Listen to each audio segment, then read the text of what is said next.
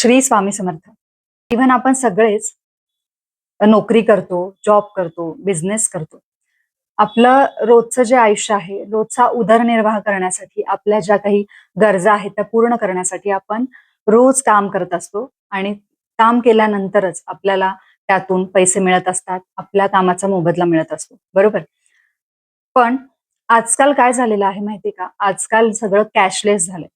आपला पगार जरी झाला तरी तो डायरेक्ट आपल्या बँकेत जमा होतो. त्यामुळे आपल्याला हातामध्ये आपला पैसा घेताच येत नाही. डायरेक्ट तो बँकेत जमा होतो आणि डायरेक्ट तिकडूनच तो सगळ्या जे काही खर्च आहेत, तर तिकडे आपण पाठवून देतो. तर अशाने काय होतं ना, आपली जी काही कष्टाची लक्ष्मी आहे, ती आपण घरी आणतच नाही. कारण ती बँकेत जाते आणि बँकेतून डायरेक्टली ज्यांना ज्यांना पैसे द्यायचे आपण वाटून टाकतो. डायरेक्टली ऑनलाईन सगळ्यांना पैसे वाटून टाकतो. बरोबर?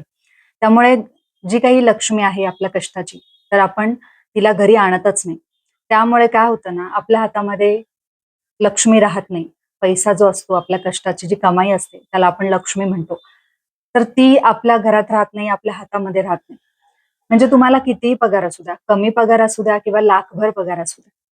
तुमची जी काही लक्ष्मी आहे ती टिकण्यासाठी आता कमी पगारवाले माणूस म्हणजे कमी पगार असणाऱ्या व्यक्ती सुद्धा त्यांच्या सगळ्या गरजा भागवून आयुष्य एन्जॉय करतात, आयुष्यात मजा-मस्ती करतात. पण काही लोकांना लाख-लाख पगार असून सुद्धा त्यांना तो पुरत नाही. तरी सुद्धा ते अडचणीमध्ये असतात, त्यांच्या गरजा पूर्ण होत नाहीत आणि आयुष्यात ते समाधानी नसतात. तर असं का होतं? कारण तुम्ही प्रॉपर मॅनेजमेंट केलेलं नसतं. तुमच्या पैशांचं मॅनेजमेंट केलेलं नसतं. त्यामुळे या गोष्टी घडतात.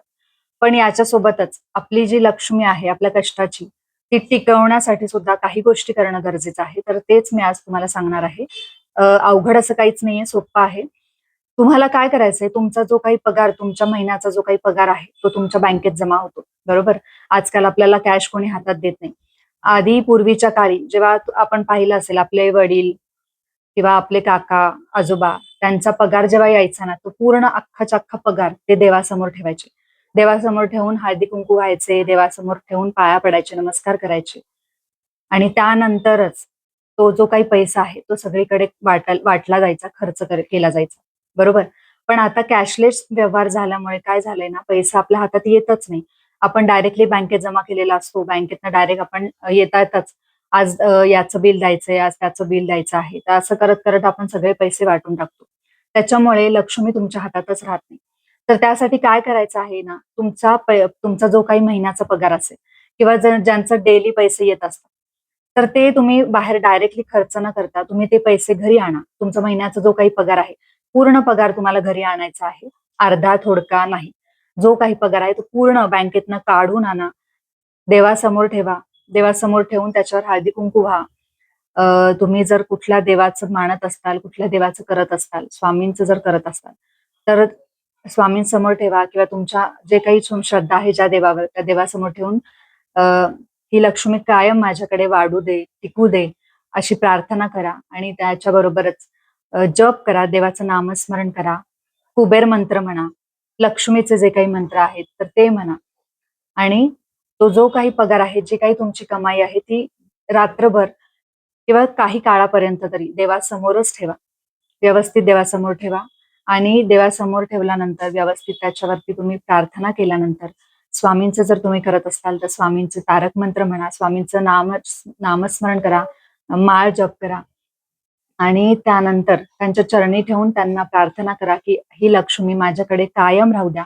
कायम तिच्यामध्ये वाढ होऊ द्या आणि चांगल्या प्रकारे, चांगल्या प्रकारे ही लक्ष्मी माझ्याकडे येऊ द्या आणि माझ्या कष्टाचं जे काही आहे ते चीज होऊ द्या. कुठेही ही माझ्या कष्टाची कमाई वायफट खर्च होऊ देऊ नका. चांगल्या कामासाठी आणि जिथे गरज आहे तिथेच मला त्याचा वापर करता येऊ द्या आणि माझ्या भविष्यासाठी सुद्धा मला याची तरतूद करता येऊ द्या, अशी प्रार्थना तुम्ही देवासमोर करून त्यानंतर रात्रभर हवं तर तुम्ही ती देव्हाऱ्यामध्येच तुमचे पैसे ठेवा. शक्य नसेल तर काही पुरते तरी तुम्ही तिथे देवासमोर ठेवा. त्यानंतर तुम्ही जे काही तुमचे खर्च आहेत, महिन्याचे जे काही बिलं आहेत, तर ती सगळी तुम्ही देऊन टाका. त्यानंतर तुम्ही ती वाटप केली तरीही चालते. पण लक्ष्मी घरी आणण्याआधीच तिचं येता-येताच तुम्ही जर वाटप करत असाल, तर तसं करू नका. त्याच्यामुळे तुमच्याकडे कधीच लक्ष्मी टिकणार नाही. जर लक्ष्मी तुमच्याकडे टिकावी, कायम राहावी, असं जर तुम्हाला वाटत असेल, तर या साध्या-साध्या गोष्टी मी आज ज्या सांगितल्या आहेत, त्याचा नक्कीच तुम्ही उपयोग करा, त्याचा नक्कीच उपयोग करा आणि त्याप्रमाणे तुम्ही तुमच्या लक्ष्मीला स्वतःकडे ठेवून देऊ शकता. तुमची लक्ष्मी कायम तुमच्या हातात राहील, तुमच्या घरात राहील. श्री स्वामी समर्थ.